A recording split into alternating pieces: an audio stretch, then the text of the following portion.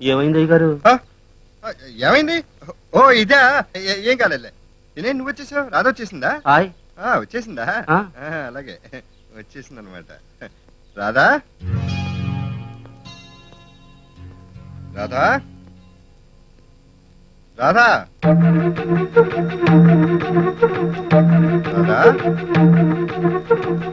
రాధా అది రాత్రంతా ఆ ఇంట్లోనే ఉన్నారా? ఆ ఇంట్లో ఉండటం ఏంటి? ఆ ఇంట్లో కాదండి, ఆడిట్ లో. అదే అకౌంట్స్ అవి. ఆ ఇంట్లోనే ఉన్నా, ఆడిట్ లో ఉన్నా అనుకున్నాను. అనుకోవటం ఏంటి? ఆడిట్ లో కాకపోతే రాత్రంతా ఇంకెక్కడ ఉంటారండి? అదే అనుకున్నాను. పాయిజన్, విషం. విషయానికి ఈ మధ్య బాగా అలవాటు పడిపోయినట్టున్నారు. రాధా, ఈ పాయిజన్ కంపు భరించడం నా వల్ల కాదండి. వెళ్ళి స్నానం చేసి రండి. ఏంటి రాధా? ప్లీజ్ అండి, ఈ కంపు నాకు కంపరం పుడుతుంది. వెళ్ళండి. ఓకే, థాంక్ గాడ్, అనుమానించలేదు. రాదమ్మా, అయ్యగారు పరాయి ఆడదాని మోసులో పడి నీకు అన్యాయం చేస్తారేమోనని భయంగా ఉందమ్మా. లచ్చమ్మ, అమ్మ చంకలో ఉన్న పసివాడు ఎవరైనా గిలక్కాయ చూపిస్తే అమ్మ చంక దిగి వాళ్ళ దగ్గరికి వెళ్తాడు. గిలక్కాయతో కాసేపు ఆడుకుంటాడు. దాని మీద కాస్త మోసి తీరగానే మళ్ళీ బిక్క ముఖం వేసుకుని అమ్మని వెతుక్కుంటూ వస్తాడు. మగవాడు కూడా అంతే. అమ్మ చంకలో ఉన్న పసివాడితో సమానం. పరాయి స్త్రీ ఆకర్షిస్తే మోసపడతాడు. దాని మీద కాస్త మోసి తీరగానే మళ్ళీ పెళ్ళాన్ని వెతుక్కుంటూ వస్తాడు. అట్టయితే ముందు ఆ గిలక్కాయ దొంగ మొహం ఏమిటో కనుక్కోవాలమ్మా. భీముడు, బాబు కాళ్ళేని బతుకు బాబు, ధర్మం చేయండి బాబు. ప్రతి విధవా నన్ను మనసులో తిట్టుకుంటున్నాడు. వీడికి దానం చేసి వీడి చేత పొగిడించుకుంటా. వీడి మనసులో ఏమనుకుంటున్నాడో వర మహత్యం ద్వారా తెలుసుకుంటా.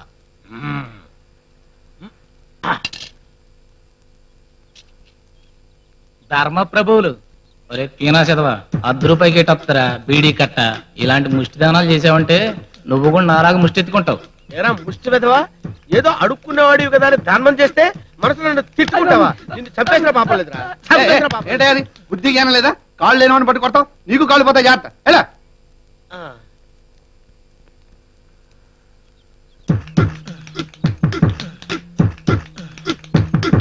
కిరోసిన్ డబ్బాకి ముక్కు చెవులు తగిలించినట్టు ఏంట్రా ఫేసు?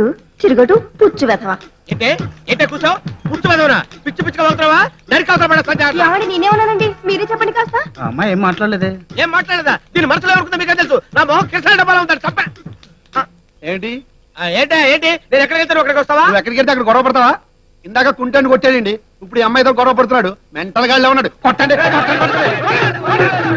అమ్మాయి రాధా, అమ్మాయి దాని గురించి అన్ని వివరాలు తెలుసుకున్నాను. దాని పేరు నిషా. ఆఫీసులో మీ ఆయనకి పర్సనల్ సెక్రటరీగా చేరి పర్సనల్ అయిపోయింది. అబ్బో, దాని టెక్కు నిక్కు స్టైల్ చూస్తుంటే నాకే మనసు ఒక రకంగా అయిపోయింది. వీడికేమో 7 రకాలుగా అయిపోయింది. చెప్పింది చాలే, వెళ్ళండి. Silence please. అమ్మాయి ఇంకో సంగతి, అది నిన్న మా ఇంటికి వచ్చి పై పోర్షన్ లో ఒక రూమ్ అద్దెకమని అడిగింది. ఈ గొడవంతా నాకేం తెలుసు? అడ్వాన్స్ తీసేసుకున్నాను. పోనీ అడ్వాన్స్ తిరిగి ఇచ్చేనా? వద్దొద్దు, ఎదురుగా ఉంటే మరీ మంచిది. రానివ్వండి. ఏమిటోనమ్మా, మీ ఆయన్ని ఎలా దారికి తెచ్చుకుంటావో ఏమిటో. అరే భీముడు, మనకు పని ఉంది కదా, పద. వస్తానమ్మా. అదేంటమ్మా నిమ్మకి నీరెత్తినట్టు అలా కూర్చున్నావు? పద, వెళ్ళి దాని సంగతి తేలుద్దాం. అది మూట ముల్లే సర్దుకుని ఊరొదిలి పారిపోయేలా చేద్దాం. దాన్ని పంపించేస్తాం. ఇంకోటి రాదని ఏంటి నమ్మకం? అవునమ్మా, ఆ మాట నిజమే. ఇంటి దగ్గర రంభ లాంటి పెళ్ళాన్ని పెట్టుకుని పరాయి ఆడవాళ్ళ వెనక పడతారు. ఈ మగాళ్ళకి ఇదేం బుద్ధి? మగ బుద్ధి. వీళ్ళకి పొద్దున లేవగానే బెడ్ మీద కాఫీ ఇవ్వాలి, స్నానానికి నీళ్లు పెట్టాలి, సబ్బు ఇవ్వాలి, టవల్ ఇవ్వాలి, బట్టలు రెడీగా పెట్టాలి, టిఫిన్ కూడా చేసి పెట్టాలి. ఇవన్నీ కాక ఇంటి పనంతా మనమే చేసుకుని పిల్లల్ని కూడా మనమే చూసుకోవాలి. రేషన్ తెచ్చుకోవాలన్నా గ్యాస్ అయిపోయినా మనమే చావాలి. పైగా మధ్యాహ్నం క్యారియర్ పంపాలి, మళ్ళీ సాయంత్రం ఇంటికి వచ్చేసరికి కాఫీ ఇవ్వాలి, రాత్రి భోజనానికి 4 రకాలుగా వండి పెట్టాలి. ఇన్ని పనులు చేసుకునే పెళ్ళానికి టింగురంగా మన షోకులు చేసుకోవడానికి టైం ఎక్కడుంటుంది? బాగా చెప్పావమ్మా. పెళ్ళం ఎంత చేసుకొస్తే ఇల్లు నడుస్తుంది? మనం ఇలా ఉంటే మగవాళ్ళని ఆకర్షించడం, వల్ల వేసుకోవడమే పనిగా పెట్టుకున్న ఆడది పొద్దున్నే లేచి ఎక్సర్సైజులు చేస్తుంది, బ్యూటీ పార్లర్ కి వెళ్లి షోకులు చేసుకుంటుంది, వాళ్ళంతా కనపడేలా బట్టలు వేసుకుంటుంది, సెంటు కొట్టుకుంటుంది, మగవాళ్ళ గుండెలు కొట్టుకునేలా చేస్తుంది. అంతే, మగవాళ్ళకి పెళ్ళాలు ఏ ప్రసమోహల్లా కనబడతారు. ఇంకేముంది, ఆ ఆడాడ వెనకాల పడతారు. అంతేనమ్మా, పెళ్ళాం ఇచ్చే పాలకన్నా పరాయి ఆడదిచ్చే సారాయికే పవర్ ఎక్కువ. ఈ మగ సచ్చిన వాళ్ళంతా ఇంతే. ఇంతేనని చేతులు ముడుచుకుని కూర్చుంటే మగవాళ్ళు మారరు. అయితే ఏం చేస్తారంటావు? మీరే చూస్తారుగా. ఏంటి అలా ఉన్నావు? మాట్లాడవే. ఏమైంది రాదా?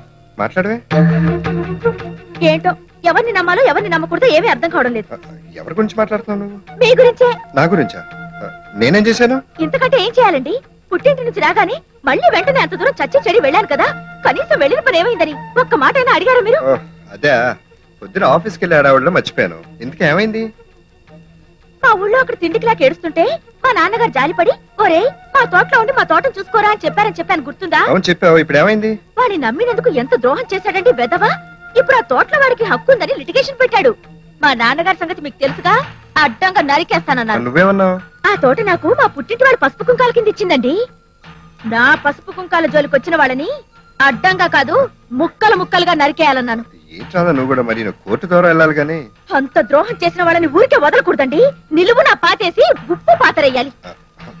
మరీ అంత కోపం పనికిరాదు, సర్దుకుపోవాలి. ఏంటండి సర్దుకుపోయేది?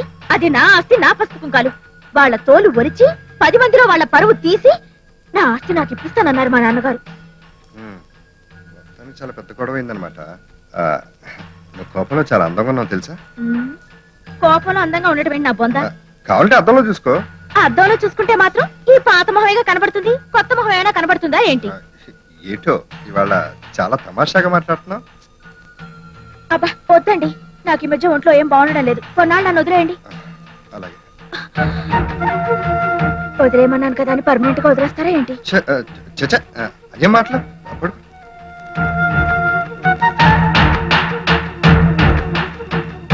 అమ్మాయి గారు అయ్యగారిని పట్టిన దెయ్యం తిన్నగా మనటోకి వస్తుందండి. దాని చిమ్మడి పోను ఎంత ధైర్యం! లచ్చమ్మ, ఎలుక తనంత తాను బోన్లో పడ్డానికి వస్తుంది రాని. Excuse me, excuse me. Hello, మీరు? నా పేరు నిషా, మీ వారికి పర్సనల్ సెక్రటరీని. అనుకున్నాను. వాట్? పాయిజన్? పాయిజన్? అదే పాయిజన్ సెంట్ గుమగుమలాడిపోయేసరికి మీరు మావారి మనిషి అనుకున్నాను. అదే పర్సనల్ సెక్రటరీ అని. I like it you know. మీ ఎదురింట్లో నిన్ననే దిగాను. బాబాయ్ గారు చెప్పారులే. అవును,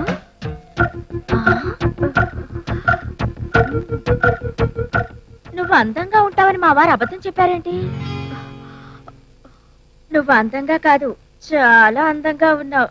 ఓ థ్యాంక్ యూ. ఏంటి తగ్గుతున్నారు? మాయదారి జబ్బుచ్చు పడింది కదమ్మా, ఎప్పుడు వదులుతుందో ఏమిటో. అట్లకడ కాల్చి ఒళ్ళంతా వాతలు పెడితే తగ్గుతుందమ్మా. అప్పటికి తగ్గకపోతే కొరడా పుచ్చుకొని వేరే బాధలు పడితే తగ్గుతుందమ్మా. ఓ మై గాడ్, అంత నాటు వైద్యం చేయాలా? చెప్పాలంటిది కదమ్మా, చెయ్యక తప్పేటట్టు లేదు. రామ్మా టిఫిన్ చేద్దు గాని. వద్దండి, తినే వచ్చాను. పోనీ కాఫీ అయినా తాగెళ్ళమ్మా. ఓకే ఓకే, కూర్చో, కాఫీ తెస్తాను.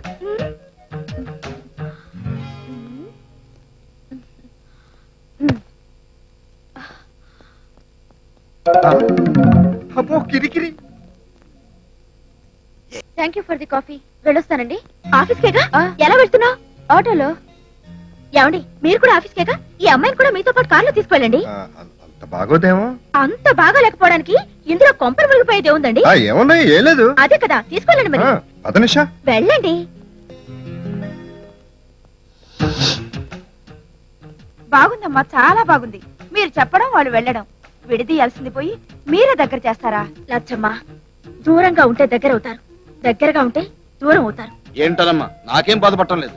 భీముడు, మన పొలంలోకి వచ్చిన పొగరబొత్తు దొంగ గుడ్డు నేను చేస్తారు. ఏముందమ్మా, మచ్చికి చేసుకుని ముక్కు తాడేసి బందీల దొడ్లో పడేస్తాం. నేను అదే చేస్తున్నాను. మా కాపురంలోకి వచ్చిన ఈ దొంగ గొడ్డుని మచ్చిక చేసుకుంటున్నాను.